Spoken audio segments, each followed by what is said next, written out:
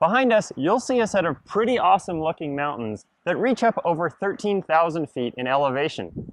These mountains make up part of the Continental Divide, which is a really important physical feature here in the western US.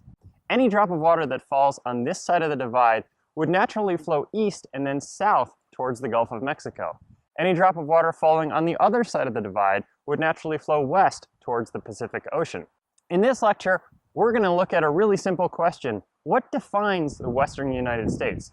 We're going to look at it in terms of both physical as well as political boundaries, and we'll see that the Continental Divide, which is a physical feature, does not necessarily match up all that well with political boundaries here in this area. So remember, the western United States is the area that stretches to the west of the 100th meridian. More specifically, we are interested in the arid and semi-arid areas where precipitation is less than 20 inches, which is 50 centimeters roughly, annually, and rain doesn't suffice for most crops. Geographically, this essentially means the area stretching from the Sierra Nevada mountains to the Rocky Mountains and the downstream communities on either side. Note that for the practical purposes of this course, we are focusing on the arid and semi-arid west, which does not include the areas of Northern California and the coast of Oregon and Washington, which are generally much wetter places. But we are more interested in what really ties the West together and what challenges exist in the water system than we are in specific places. As Walter Prescott Webb, a Texas historian, said, the primary unifying feature of the West is the shortage of water.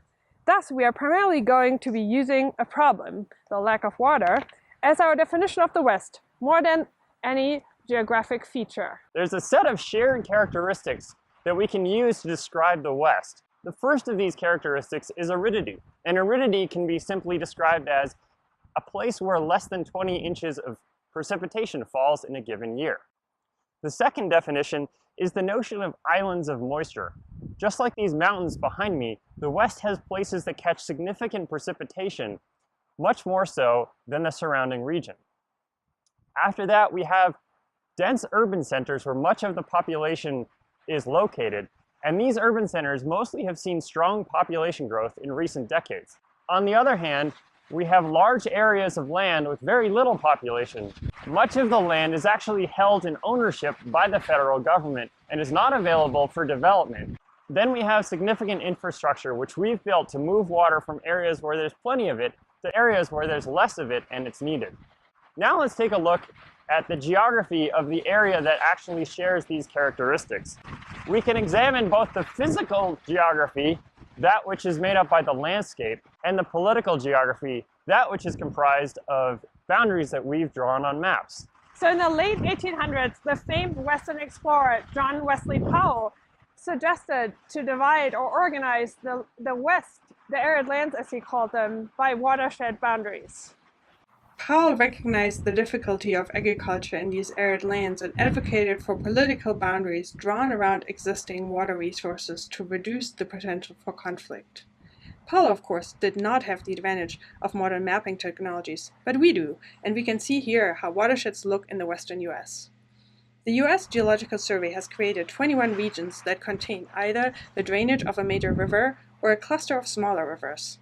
This represents the physical means of dividing up the West based on where water flows. Of course, as the young United States expanded westward, watershed lines weren't exactly followed. Instead, we used the public land survey system, which ended up putting a lot of very straight lines in the West. Colorado, Wyoming, and Utah, for example, use no natural features at any of their borders. The location of state boundaries is critical because, as we'll learn later, states have a primary role in managing water allocations. And having state lines slicing across major rivers has indeed led to plenty of conflict, some of which is still ongoing, as we'll hear about in this course. Now let's take a tour of some of the highlights of the West. We'll use our shared characteristics as a guide. First up is aridity. Furnace Creek at Death Valley in California, seen here, has consistently held the record for driest place in the United States, averaging less than 2.5 inches of rain annually, in addition to being the hottest place in the country. The West, of course, is home to significant areas of desert, including the hot Chihuahuan, Sonoran, and Mojave deserts that stretch from western Texas to eastern California.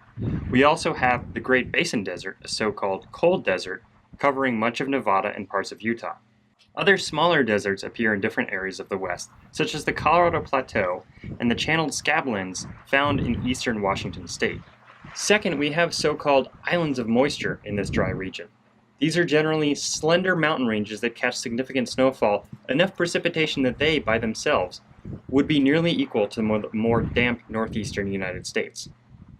The primary mountain ranges in the west are the Sierra Nevada mountains, which run along the eastern half of California and merge with the Cascade Mountains in the northwest, as well as the Rocky Mountains, which stretch from Mexico to Canada farther east. Together, these two areas provide the bulk of surface water supplies in the west. Third, we'll talk about dense urban populations. In the west, population is actually concentrated in these urban corridors. You've likely heard of many of them. Los Angeles, for example, is the second largest city in the United States and a major player in Western water issues. The population of LA is actually a mere fraction of the megalopolis that is Southern California. Further north in California, we have San Francisco and the Bay Area, which by itself is usually thought of as a more damp place, but the city and much of the area still draw the bulk of their water supplies from snowmelt in the Sierra Nevada mountains. Other urban corridors of note include the Front Range corridor surrounding Denver in Colorado, the Wasatch Front around Salt Lake City in Utah, Las Vegas, and then the Valley of the Sun surrounding Phoenix in Arizona. For a variety of reasons, these areas have actually been home to some of the fastest growing portions of the United States over the last couple of decades. And then, of course, as you would expect, if the population of the vast western region is concentrated in just a few urban areas, the rest of the area is very sparsely populated. Here's a map of population density by county, and you can see two things. First, how much less dense the population of the West is compared to the East. And second, how much of the West's population is concentrated in specific counties. If there are few people across vast tracts of land, what is there on this landscape? Well, quite a bit of the West is home to farming and ranching. For example, Montana, in the upper Missouri River Basin, is a major producer of wheat. Another characteristic that explains low population density in many parts of the West is federal land ownership. For a variety of historic reasons, avoiding overexploitation of resources, protecting watersheds, providing military facilities, and preserving visually spectacular landscape, much of the land in the West is owned by the federal government and is off limits to private ownership in most cases. That includes world-famous sites like the Grand Canyon, Arizona, or Yellowstone, located in Wyoming, Idaho, and Montana. But it also includes tens of millions of acres of forests and even more desert land held for recreation, resource extraction, grazing, and other purposes. Finally, here you can see some of the massive storage and delivery infrastructure that humans built to make farming and cities work in areas far away from available water. Take, for example, the enormous Grand Coulee Dam in eastern Washington state. It's a very massive concrete structure stretching a mile wide and more than 500 feet high, impounding the Columbia River and creating a 130-mile lake behind it. Or take the California Water Project, a network of 700 miles of canal that move water from the north of the state to populated areas in the south, consuming over 5,000 gigawatt hours annually to send water over mountain ranges. As you can imagine, engineering water infrastructure is a major part of the story of water in the West. So again, we could slice up the West in different ways to come up with a definition, but it's really the scarcity of waters and the characteristics we described before that makes this region very unique and interesting to study. So we hope that was helpful. In this next lecture, we'll be talking about how the course works. See you next time. Okay.